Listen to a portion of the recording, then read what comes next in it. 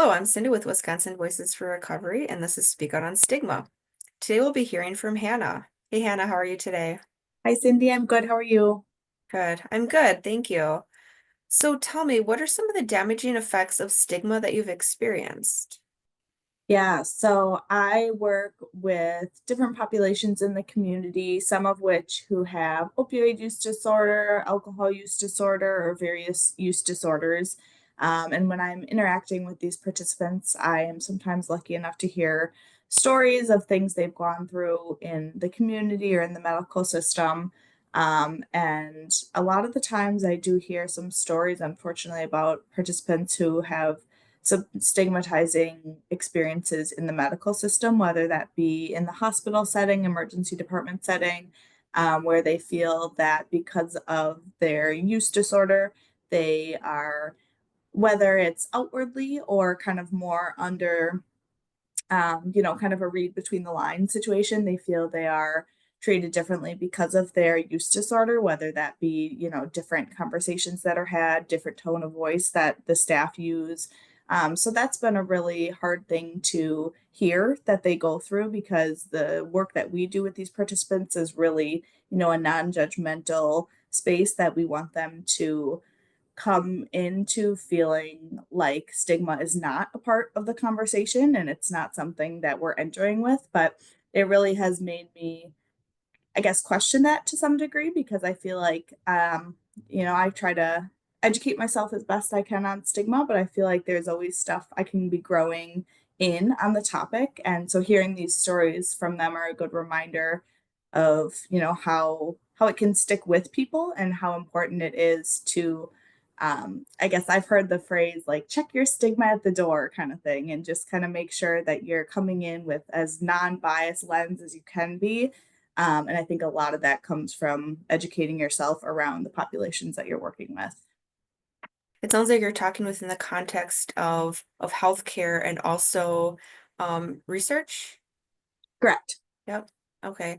And yeah, it's, what you were saying about like different stigmatizing experiences and, checking your stigma at the door. I really like that. Mhm. You would also mention that stigma can even just show up in tone of voice. Mhm.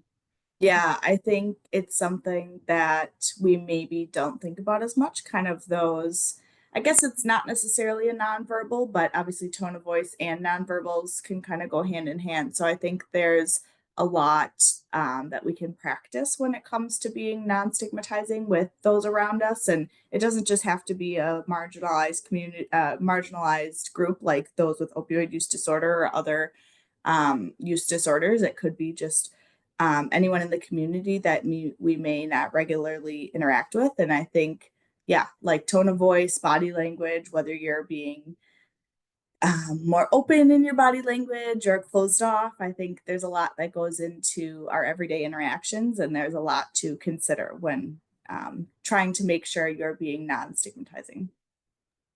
Absolutely. And what are some things you've been denied due to stigma?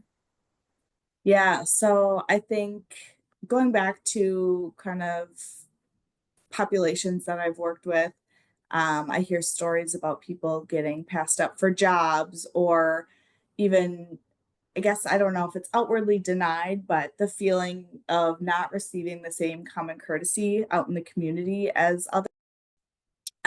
So just feeling, I guess, kind of back to that tone of voice, just feeling that folks are quicker to judge because of whether it be appearance or, again, if it's someone in the medical system who knows their history, just feeling like they are not given the benefit of the doubt in a sense, where they're not able to share their full experience before being judged or with before being assessed or whatever the situation warrants.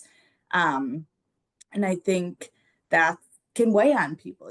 We all want to go out in the community and be given um, allowed to represent ourselves how we want to be represented and be seen how we want to be seen by what we put out to the world. And when other people kind of jump to conclusions based on one aspect of our life, I don't think that's something that anyone would appreciate. And that is something that I've tried to make sure I'm cognizant of as I go out in the community.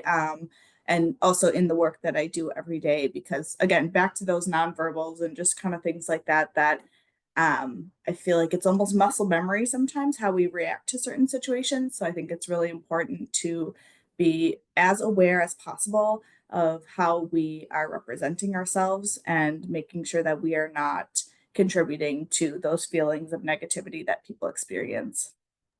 Yeah, absolutely. Is there anything else you'd like to add? Um, no, I think this is a really great project that you guys are doing, and it's been awesome to be able to voice my responses here and talk to you today. Absolutely. And thank you so much for participating, for sharing your views on stigma. And thank you to our viewers for watching. Speak Out on Stigma is a forum to raise awareness about the harmful impact of stigma on those in and seeking recovery. Recovery is for everyone. Together we can eliminate stigma. Don't forget to like, comment, and share this video. Thank you and have a good day.